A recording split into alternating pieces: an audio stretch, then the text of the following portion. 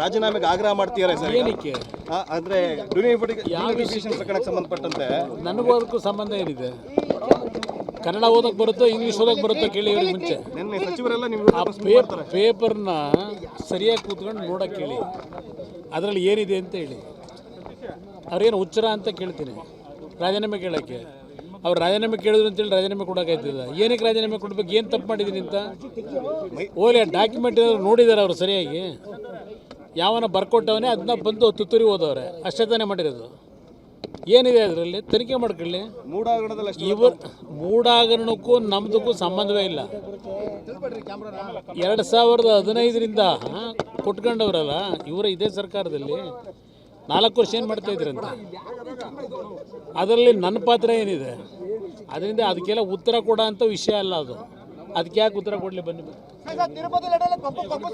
ಅದೆಲ್ಲ ಆಮೇಲೆ ಮಾತಾಡೋಣ. ರಾಜೀನಾಮೆಗೆ ಆಗ್ರಹ ಮಾಡ್ತೀರಾ ಸರ್? ಏನಕ್ಕೆ? ಅಂದ್ರೆ ಡಿನೋಟಿಫಿಕೇಶನ್ ಪ್ರಕರಣಕ್ಕೆ ಸಂಬಂಧಪಟ್ಟಂತೆ ನನಗೂ ಅದಕ್ಕೂ ಸಂಬಂಧ ಏನಿದೆ? ಕನ್ನಡ ಓದಕ್ಕೆ ಬರುತ್ತೋ ಇಂಗ್ಲೀಷ್ ಓದಕ್ಕೆ ಬರುತ್ತೋ ಕೇಳಿ ಇವ್ರಿಗೆ ಮುಂಚೆ. ನಿನ್ನೆ ಸಚಿವರೆಲ್ಲ ಆ ಪೇಪರ್ನ ಸರಿಯಾಗಿ ಕೂತ್ಕೊಂಡು ನೋಡೋಕೆ ಕೇಳಿ, ಅದರಲ್ಲಿ ಏನಿದೆ ಅಂತ ಹೇಳಿ.